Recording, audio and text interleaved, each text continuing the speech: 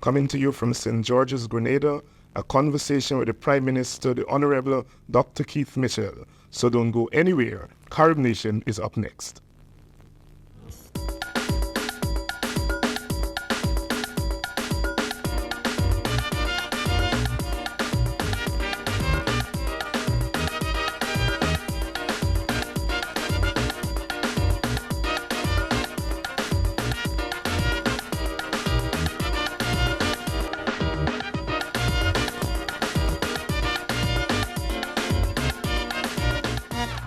Welcome to Carib Nation. I'm David Hines, coming to you from location in St. George's, Grenada. Today we'll have a conversation with the Prime Minister of Grenada, Dr. Keith Mitchell. Welcome to Carib Nation.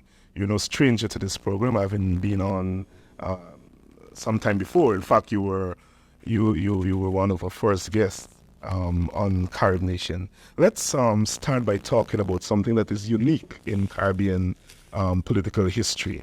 And that is the lack of a parliamentary opposition. Of course, Caribbean political system is the Westminster System, which presupposes parliamentary opposition. I think only once before in Jamaica when the PNP did not contest the election and the JLP had an overall majority.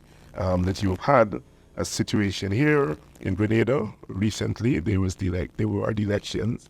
And your party won all the parliamentary seats. There's no parliamentary opposition. How you've been able to govern in such a situation? Well, I think the first thing is to record the fact that we believe that the most important opposition is really the opposition coming from the people of the country. And in pointing out that yesterday at the opening of this Caribbean CARICOM Parliamentary Association meeting, I made the point that we've seen a deepening of the democratic process in the country, not a reduction of it, in the sense that the government recognizes that if you do not involve the people, particularly in the context of no opposition in the parliament, you can create an enormous problem for yourself down the road. So we are giving a lot of meat to the multi-party arrangement with the social partners, the business community, the trade union movement, and the NGOs. We have an arrangement meeting with them on a regular basis and consulting on national issues. We are creating avenues for the population to comment on government programs and to provide ideas on ways in which government can improve on what it is doing. So we have started and continued on a weekly basis, sometimes twice a week, a government face-to-face program in the villages with the people of the country, where no holds are barred, that they ask any question that they wish to ask, and we put that on to television and radio programs that is being to the country as a whole, so people get a feel for issues that people see as important to them throughout the length and breadth of the country. So we also doing more in terms of the parliament. We used to meet, for example, once a month. Now we're now meeting twice a month. Every 2 Fridays we are meeting in parliament to look at issues. We try not to put any bills to Parliament and implement it in the space of one session. In other words, we do first reading and we leave enough a time for the population to give us their views on those bills. So something that we didn't used to do a lot of during the time we had opposition. We used to cry a lot of foul over the pace in which we used to implement some of the bills that went to Parliament. Very interesting, Mr. Prime Minister. Grenada, the whole question of grassroots democracy is no stranger to Grenada, and it's interesting that you have taken that creative step towards broadening, as you say, deepening democracy. But it seems to me that the fact that you have had to take that road says something about the applicability of the Westminster System to the present-day Caribbean political situation. Let's talk a little bit about that. Do you think that the Westminster System, as we inherited it from the British, is still applicable in modern-day Caribbeans? Well, I think there are strong debates among international from scholars and the people of the region as a whole as to some of the issues that the Westminster models seem to not be able to address appropriately in the new age that we are now living.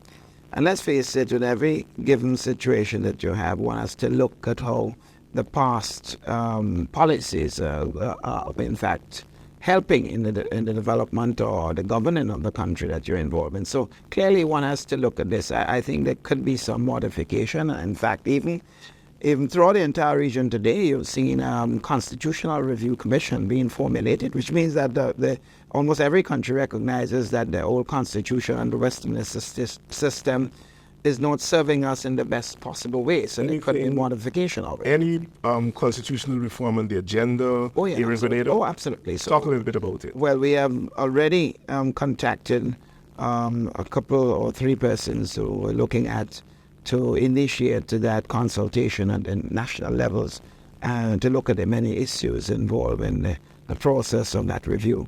As you recall, in 1989, we did have a Constitutional Review Commission by the government then, but it was never acted upon by that government or any government succeeding government that came in afterwards. So we want to be able to improve on this or to increase the consultation as far as that process is concerned. So we should be hoping to start this early in the year 2000, the whole process of national consultation, because we intend to take some issues, the issue of constitutional change, of course, it involves a referendum to the people by the year 2001, because we also have to institute local government, which we plan to do at the same time, and also the question of the Caribbean Court of Justice, which involves constitutional change, again, if we have to be part of that in its entirety.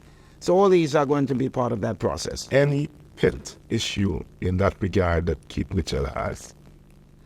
No, not really pet issue, except I think it's an issue that everyone in the country sees as vital. The whole issue of the constitutional provision with respect to how we govern the public service as a whole. I think this is a fundamental issue. Whether I'm in government or not, and I don't think that's important. I think I'm more interested in what is best for the country. And I believe that we have been left with a system that even the British themselves has in fact eliminated and has not left themselves with. And unfortunately, we have been saddled with it. And certainly we have, if we are talking about global age, if we are talking about productivity and quality of service, and if we are talking about putting ourselves in the best strategic position for the developmental trust of the 21st century, then the system we have is in a serious inhibition to that success, and we must do something about it. You mentioned the public service system, and I wasn't intending to go so quickly to this point, but let's go there. Your government, like most governments in the Caribbean, over the last couple of years, have had to deal with the question of public service demands for higher wages. And governments in the Caribbean have been saying that going hand in hand with increase in public service wages must be public service reform. Do you share that feeling? Well, certainly I believe that is a necessity because it has to come together. But let me make the point, I don't think it's just a question of public service union. I think the whole concept of union negotiations in general, whether it's private sector, public sector, I think must be changed, because clearly you're dealing with a changing world, you're dealing with a changing atmosphere. So as far as the region is concerned, many of the issues that confront us today were not before us in the past, and therefore we must operate different if we hope to survive. So I think clearly everyone recognizes that we must tie wages with productivity. We must tie the ability to produce quality goods with the question of amount of jobs and opportunities that are available. So if you do not operate in an atmosphere that can convince people that you're serious in that direction, you will marginalize yourself as far as opportunities in business are concerned. Because let's face it, when a company is deciding with the global village upon us, and a company is deciding, I want to have a piece of my business in this country, and a piece here, and a piece here, as you know, that is what's happening in the 21st century, will happen in the 21st century. He's going to be looking at the quality of the workforce, the ability to produce the goods, the cost involved, all available to factors, whether it's the electricity cost, water cost, all these different factors will come. The government's whole vision for the country's development will be a factor. So if you do not have a system in place that convinces people of their seriousness to provide them with opportunities for success, they just won't come. So you can have the best formula for what you consider success of your union, whether it's public sector, private sector. And if that works as a serious disincentive to attract the person to come, you will just get less and less jobs, and you just have more and more social upheaval in the country. Is Keith Mitchell of the view that trade unions in the latter part of the 20th century, going into the 21st century, should not be confrontational?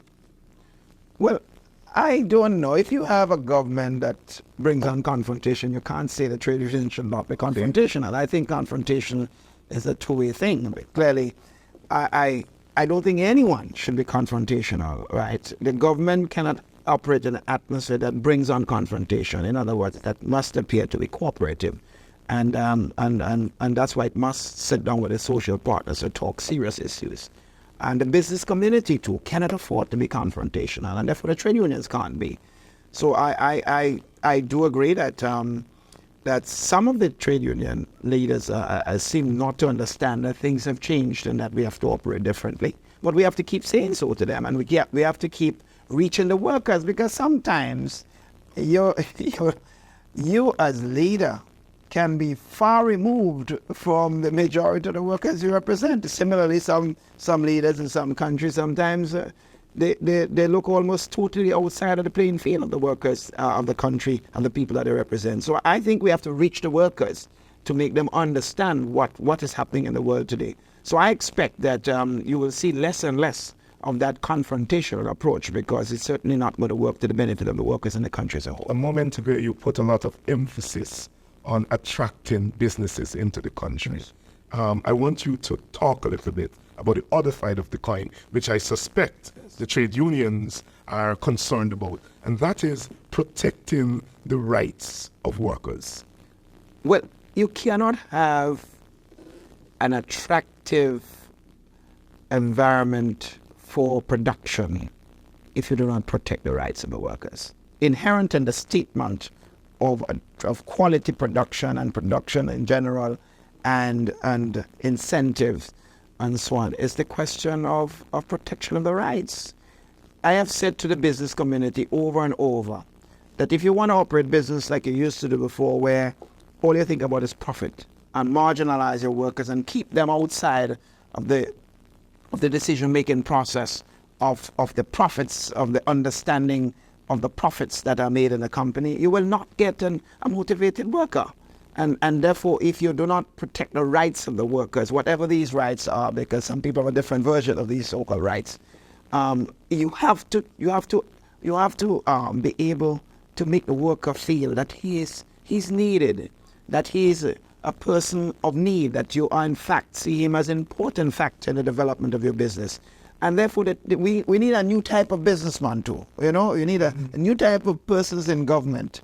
You need new type of persons in new trade union, a new type of leadership in the business community. I don't necessarily change in the persons. I'm talking about the vision, the change of ideas that each individual group must have if we have to cope. So I'm not talking here about removal of rights of workers. I'm talking, if anything, I'm talking about enhancing the rights of workers, but at the same time lifting production and making sure that everyone understands their responsibility in this new age. Keith Mitchell, as head of the Grenadian government, will do everything in his power to ensure that the workers of Grenada have a decent standard of living, that their interests are taken care of whenever there are negotiations between government, private sector, and the trade unions.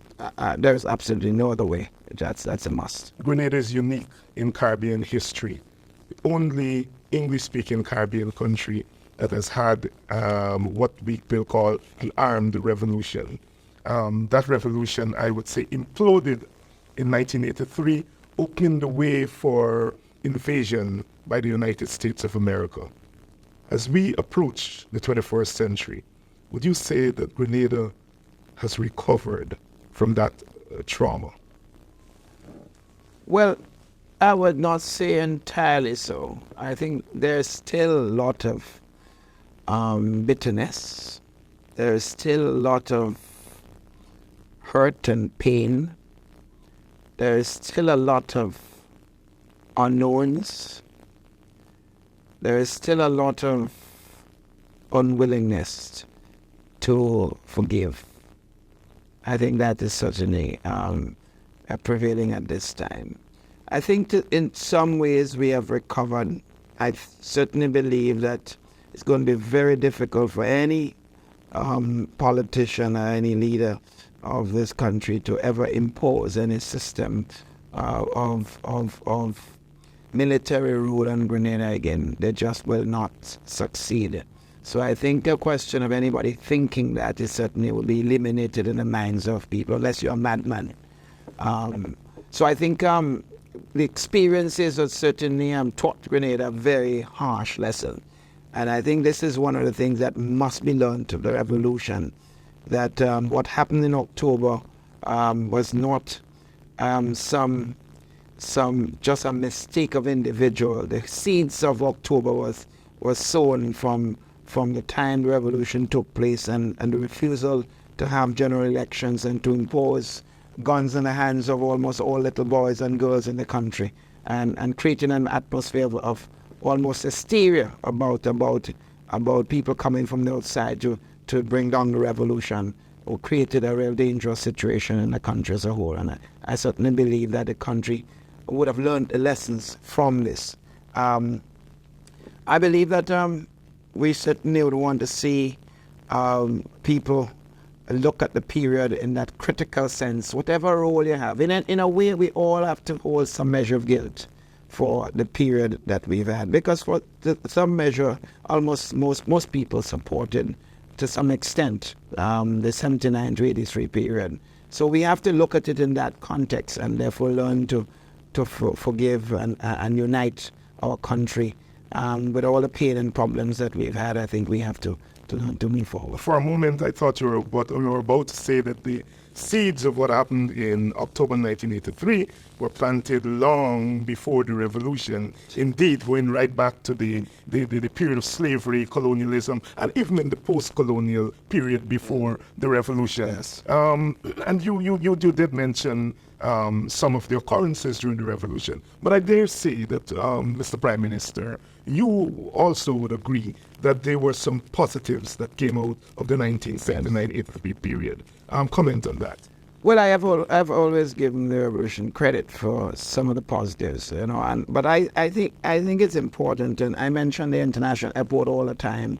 The ability to motivate some, particularly young people, into community type activities. I think there was a measure of this, although the guns were part of the process. But I think there was a measure of people's feeling that they were involved in some cases.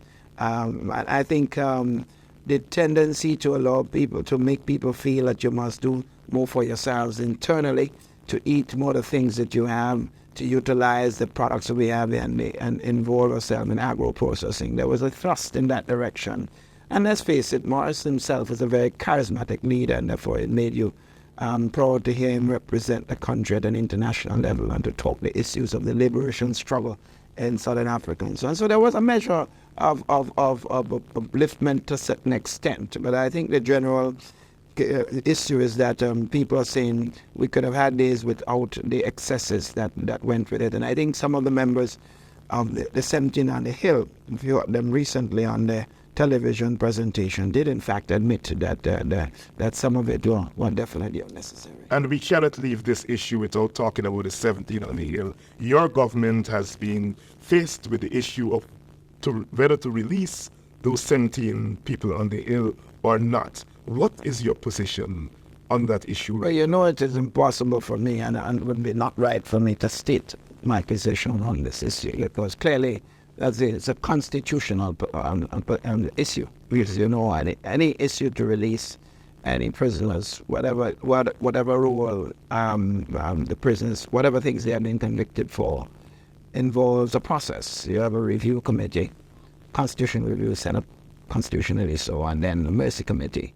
And the issues have to be taken to before that committee, and recommendations have to be made to the minister responsible, who happen to be a minister in cabinet. That is where the cabinet comes involved. And then a recommendation then have to be made to the Governor General, who is the final arbiter and the process. And that has not started. That process has not started yet. Any plans to involve and take into consideration the views of the people of Grenada on this issue? Well, clearly, I mean, anything you're doing of a national nature, let's accept it. Well, we ought not to take it for granted. No. Are there mechanisms in place? That's what I'm saying. Yeah. Anything you do of an immense national importance, well, probably most national issues, you would be very unwise to make a decision that has enormous implication on the country, the mood of the people, the atmosphere, and the general future of the country without having a feel of your people. Any leader or any politician that makes a fundamental mistake as to where his people are at, I think he's in serious trouble. I know it's been a little bit painful to talk. It must be painful to talk about the 1893 period. But I'm going to ask you something that may be a little bit difficult. Keith Mitchell has been accused by his detractors and by some people who were members of his party of being an autocratic leader. Respond to that. Well, that's not a difficult question. Okay. I think the question, our leaders have been accused at some point for claiming to be autocratic. I think that the general prevailing view of members of my government, my party, is that I'm too soft. That has been the prevailing view. I think the people who want me to be seen in a particular light will use that while they attempt to do everything to make the government look like a joke. So to make me look soft and make the country look ungovernable, or try to make it look like if I'm not in control. So there are some people, if they have an objective to achieve and they know they intend to do certain things, what they do is they accuse you so that they back you against a corner, so that you allow yourself to be manipulated and therefore eventually destroyed. And clearly, no, I certainly don't see myself as an autocratic person at all. I believe the vast majority of people, because let's look at this. While people are making these statements, while they were making all these claims against me, the people went back and said, no, you're wrong. I do not believe those charges at all, and that they gave me a total mandate. I mean, if I was in any way measure an autocratic person, I don't believe you would have seen a 15-0 election results. What is Keith Mitchell's philosophy of governance? Basically, I like the involvement with people. I see staying in touch with people and governing with the people, understanding and support is absolutely crucial.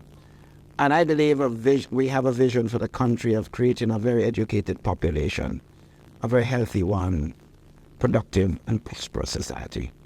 And that cannot come about if we do not fundamentally involve the people of the country. And that's why the face-to-face programs mean a lot to me.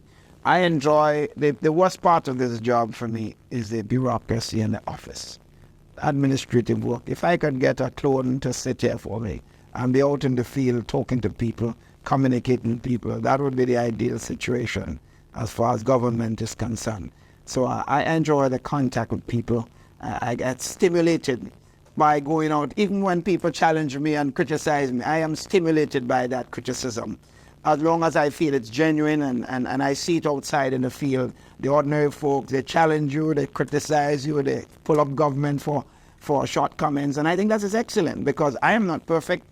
And I believe there are a lot of things I can learn and other ministers of government can learn.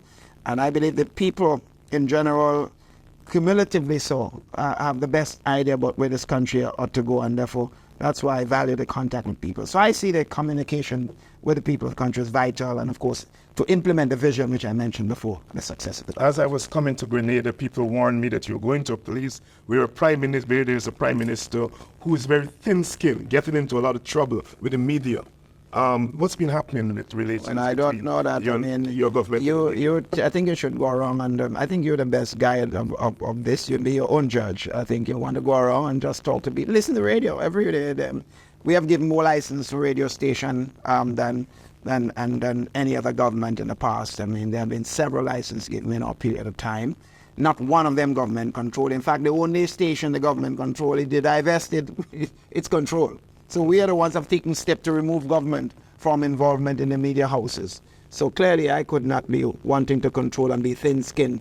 It can be seen that media houses have been very critical of this government and of me. They have called me all kinds of names. They have made all kinds of charges. They have done absolutely nothing. But clearly, if you break the law, I don't care whether you're or minister of religion, whether you are the prime minister, whether you're a minister of government, or whether you're a farmer, you're a media house. In a few seconds, a pointed message to Grenadians and Caribbean people in North America.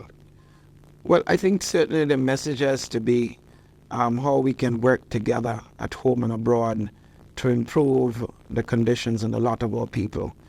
Clearly, decisions that are taken, for example, in North America by the powers to be, to return what I call the graduates from the universities of crime in North America and outside, and send them back home to create, in my opinion, havoc among the population. And I think the voices of the nationals abroad must be heard very loud and clear in that particular direction. I think it's unconscionable what our so-called friends internationally are attempting to do to the beautiful Caribbean. And I certainly hope that they can play a role there. I believe also some of the major issues on trade, we should be much more vocal. They should be more organized. I think West Indian people abroad should know they should not be voting for politicians who will go to the Congress and the Senate and vote against the national interests.